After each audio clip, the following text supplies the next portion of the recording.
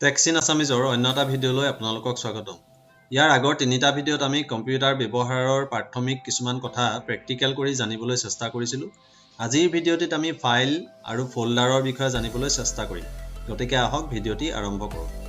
আমি জানো যে কম্পিউটাৰত আমি বিভিন্ন ধৰণৰ ইনফৰমেশ্যন জমা কৰি ৰাখিব পাৰোঁ। ইনফৰমেশ্যনসমূহ যেতিয়া আমি কম্পিউটাৰত জমা কৰিম তাক আমি ফাইল হিচাপে জমা কৰি ৰাখিব পাৰোঁ। গতিকে আমি যদি যিকোনো এখন ফটো আমি কম্পিউটাৰত জমা কৰোঁ সিও হ'ব এটা ফাইল। আমি যদি যিকোনো এটা ডকুমেণ্ট আমি ক্ৰিয়েট কৰোঁ তাক আমি যদি সেভ কৰি ৰাখোঁ সিও হ'ব এটা ফাইল। গতিকে বিভিন্ন ধৰণৰ ফাইল আমি কম্পিউটাৰত জমা কৰি ৰাখিব পাৰোঁ। উদাহৰণৰ কাৰণে মই যদি কেইটামান ফাইল দেখুৱাওঁ তেতিয়াহ'লে এই ড্ৰাইভটো মই খুলি লৈছোঁ। তাত ফটোজ এটা ফোল্ডাৰ আছে। এনেকুৱা হালধীয়া যিবিলাক দেখিম এইবিলাক ফোল্ডাৰ বুলি কোৱা হয়। ফোল্ডাৰ কিদৰে বনাব পাৰি তাক মই দেখুৱাই দিম। গতিকে এই ফোল্ডাৰটো যদি মই খুলি চাওঁ তাত কিছুমান ফটো আছে। এইবিলাক এখন এটা ফাইল। গতিকে যিকোনো ইনফৰমেশ্যন যেতিয়া আমি কম্পিউটাৰ এটাত ছেভ কৰিম সেই সকলোবিলাকে একোটা ফাইল হিচাপে কম্পিউটাৰত জমা হ'ব। সকলোবিলাক ফাইলৰে এটা নিৰ্দিষ্ট নাম থাকে আৰু নামটোৰ পৰা আমি ফাইলসমূহ চিনাক্ত কৰিব পাৰোঁ। এটা ফোল্ডাৰৰ ভিতৰত এটা নামত এটা ফাইলেই থাকিব পাৰে, একে নামৰ দুটা ফাইল থাকিব নোৱাৰে। গতিকে ফাইল এটা যেতিয়া আমি একেটা ফোল্ডাৰৰ ভিতৰত ছেভ কৰিবলৈ বিচাৰিম তেতিয়া তাৰ নামটো বেলেগ আমি দিব লাগিব। একে নামৰ দুটা ফাইল আমি একে ফোল্ডাৰত ৰাখিব নোৱাৰিম, কিন্তু বেলেগ ফোল্ডাৰত একে নামৰ দুটা ফাইল থাকিব পাৰে। গতিকে ফাইল এটাৰ নাম বুলি কোৱাৰ লগে লগে নামটো দুটা অংশ থাকে। প্ৰথম অংশটোক কয় ফাইল নেম। এটা ফাইল নেম থাকিব যিটো ইউনিক হ'ব, অৰ্থাৎ এটাই হ'ব লাগিব। একেটা ফোল্ডাৰৰ ভিতৰত দুটা ফাইল নেম থাকিব নোৱাৰে একেধৰণৰ। তাৰপিছত এটা ডট থাকিব। ডটটোৰ পাছৰ অংশটোক কোৱা হয় এক্সটেনশ্যন। File extension. ফাইল এক্সটেনশ্যনটোৰ পৰা আমি ফাইলটো কি ধৰণৰ ফাইল তাক আমি জানিব পাৰিম। উদাহৰণৰ কাৰণে আমি যদি মাইক্ৰ'ছফ্ট ৱৰ্ডত কিবা এটা ফাইল ক্ৰিয়েট কৰি ছেভ কৰোঁ তেতিয়াহ'লে তাৰ এক্সটেনশ্যনটো .doc হয়। তেতিয়াহ'লে আমি যদি কেতিয়াবা .doc ফাইল দেখা পাওঁ তেতিয়াহ'লে আমি জানিব লাগিব যে সেইটো এটা ৱৰ্ড ফাইল। ঠিক সেইদৰে .pdf যদি হয় আমি জানিব লাগিব pdf ফাইল। .mp3 হ'লে আমি জানিব লাগিব এইটো mp3 ফাইল, মানে যিকোনো ধৰণৰ গান বা মিউজিক। গতিকে সেইধৰণে ফাইলৰ এক্সটেনশ্যনটোৰ পৰা আমি ফাইলটোৰ ধৰণটো বা টাইপটো আমি জানিব পাৰিম। গতিকে ফাইল এটাৰ আমি গোটেই প্ৰপাৰ্টিজখিনি চাবলৈ হ'লে আমি কেনেদৰে চাব পাৰিম তাৰ কাৰণে আমি ফাইলটোৰ ওপৰত ৰাইট ক্লিক কৰিব লাগিব। ৰাইট ক্লিক কৰিলে এই মেনুখন আহিব। তাৰ পৰা আমি প্ৰপাৰ্টিজ এটা অপশ্যন আছে, প্ৰপাৰ্টিজ অপশ্যনত ক্লিক কৰিব লাগিব।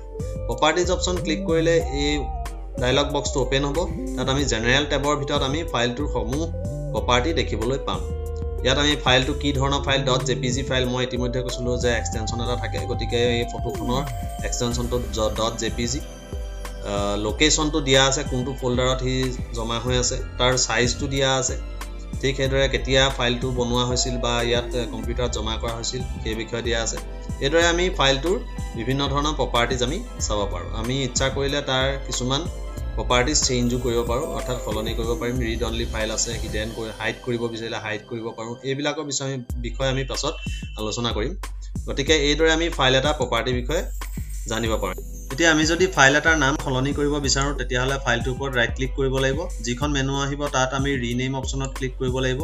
ৰিনেমত ক্লিক কৰি আমি ইচ্ছা অনুসৰি ফাইল নেমটো দিব লাগিব আৰু আমি এণ্টাৰ প্ৰেছ কৰিলেই হ'ল, বা বাহিৰত আমি যদি এটা ক্লিক কৰোঁ ফাইলটোৰ নামটো সলনি হ'ব। দেখা গ'ল ফাইলটোৰ নামটো সলনি হৈছে। এইদৰে আমি ফাইল এটাৰ নাম সলনি কৰিব পাৰোঁ। আৰু আমি যদি ফাইলটো ডিলিট কৰিব বিচাৰোঁ তেনেহ'লে ৰাইট ক্লিক কৰিব লাগিব। তাত আমি ডিলিট অপশ্যনত ক্লিক কৰিলে ফাইলটো ডিলিট কৰিব পাৰিম। ফাইল এটা কিদৰে ডিলিট কৰিব পাৰি বা পুনৰ ৰিচাইকেল বিনৰ পৰা তাক ঘূৰাই পাব পাৰি তাৰ বিষয়ে ইতিমধ্যে কম্পিউটাৰ প্ৰেক্টিকেল পাৰ্ট 1 ভিডিঅ'টিত উল্লেখ কৰা হৈছে। যদিহে ভিডিঅ'টি বৰ্তমানলৈকে চোৱা নাই, ডেছক্ৰিপশ্যনত তাৰ লিংক দিয়া আছে, তাৰ পৰা ভিডিঅ'টি চাব পাৰিম। এতিয়া আহোঁ ফোল্ডাৰৰ বিষয়ে জানিবলৈ। গতিকে ফোল্ডাৰ হৈছে কিছুমান ঠাই য'ত আমি ফাইলসমূহ সুন্দৰৰূপে সজাই ৰাখিব পাৰোঁ। আমি যদি একে ঠাইতে সকলোবিলাক ফাইল জমা কৰি ৰাখোঁ তেতিয়া হয়তো আমাৰ ফাইল এটা বিচাৰি পোৱাত অসুবিধাৰ সন্মুখীন হ'ব পাৰে। সেয়েহে আমি ফাইলসমূহ কিছুমান ফোল্ডাৰৰ ভিতৰত নিৰ্দিষ্টকৈ সজাই ৰাখিব পাৰোঁ। এটা ফোল্ডাৰৰ ভিতৰত আন বহুতো ফোল্ডাৰ থাকিব পাৰে বা ফাইলো থাকিব পাৰে। এই ফোল্ডাৰটো যদি মই খুলি চাওঁ তেতিয়াহ'লে দেখা পাম ইয়াত আন কেইবাটাও ফোল্ডাৰ আছে, লগতে আন কিছুমান ফাইলো ইয়াত আমি দেখিবলৈ পাইছোঁ। গতিকে এটা ফোল্ডাৰৰ ভিতৰত ফাইলৰ লগতে আন বহুত ফোল্ডাৰ থাকিব পাৰে। ফোল্ডাৰ এটাৰ ভিতৰত থকা আন ফোল্ডাৰসমূহক ছাব ফোল্ডাৰ বুলি কোৱা হয়। গতিকে ফটোজ ফোল্ডাৰটোৰ ভিতৰত থকা এই ফোল্ডাৰসমূহ হৈছে তাৰ ছাব ফোল্ডাৰ। গতিকে আমি এটা ফোল্ডাৰৰ ভিতৰত আন বহুতো ফোল্ডাৰ বনাব পাৰোঁ।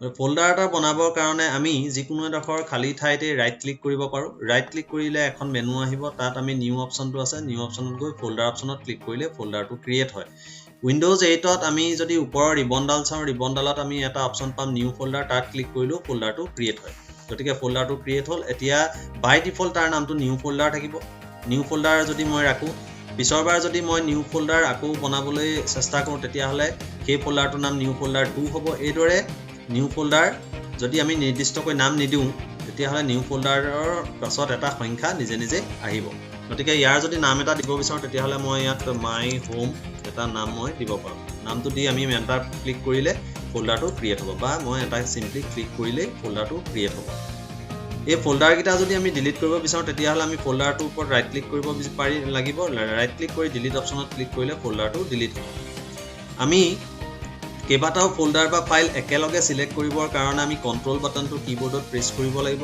প্ৰেছ কৰি ধৰি থাকিব লাগিব ধৰি থাকি আমি সিলেক্ট কৰিবলগীয়া ফাইল বা ফোল্ডাৰসমূহৰ ওপৰত সিঙ্গল ক্লিক কৰিলে সেই ফাইল বা ফোল্ডাৰসমূহ সিলেক্ট হয় এইদৰে আমি ফাইল বা ফোল্ডাৰ একেলগে সিলেক্ট কৰিব পাৰোঁ আমি যদি কন্ট্ৰোল A ক্লিক কৰোঁ তেতিয়াহ'লে সেই ফোল্ডাৰটোৰ ভিতৰত থকা সকলোবিলাক ফাইল আৰু ফোল্ডাৰ একেবাৰতে সিলেক্ট হয় এইদৰে আমি কিবোৰ্ড শৰ্টকাট ব্যৱহাৰ কৰিও ফাইল আৰু ফোল্ডাৰ সিলেক্ট কৰিব পাৰোঁ গতিকে ফোল্ডাৰ এটা আমি ইচ্ছা কৰিলে ডেস্কটপতো বনাব পাৰোঁ তাৰ কাৰণে ডেস্কটপত ৰাইট ক্লিক কৰিব লাগে ৰাইট ক্লিক কৰি নিউ অপশ্যনত গৈ আমি ফোল্ডাৰ অপশ্যনত ক্লিক কৰিলে ফোল্ডাৰ এটা আহে গতিকে এইদৰে আমি ফোল্ডাৰ এটা ক্ৰিয়েট কৰিব পাৰিম এতিয়া ঠিক ফাইলৰ প্ৰপাৰ্টি চোৱাৰ দৰে ফোল্ডাৰৰো আমি প্ৰপাৰ্টিজ চাব পাৰিম তাৰ কাৰণে আমি ফোল্ডাৰটোৰ ওপৰত ৰাইট ক্লিক কৰিব লাগিব ধৰি ললোঁ এইটো ফোল্ডাৰ মই প্ৰপাৰ্টিজ চাব বিচাৰিছোঁ ইয়াৰ ওপৰত ৰাইট ক্লিক কৰিব লাগিব ৰাইট ক্লিক কৰি প্ৰপাৰ্টিজত যদি ক্লিক কৰোঁ আমি ফোল্ডাৰটো প্ৰপাৰ্টিজো আমি চাব পাৰিম তাৰ সাইজ কিমান ফোল্ডাৰটোৰ ভিতৰত কিমান ফাইল আছে কিমান ফোল্ডাৰ আছে ইয়াত দেখুৱাই দিছে লগতে ই কেতিয়া ক্ৰিয়েট কৰা হৈছে তাকো দেখুওৱা হৈছে এইদৰে আমি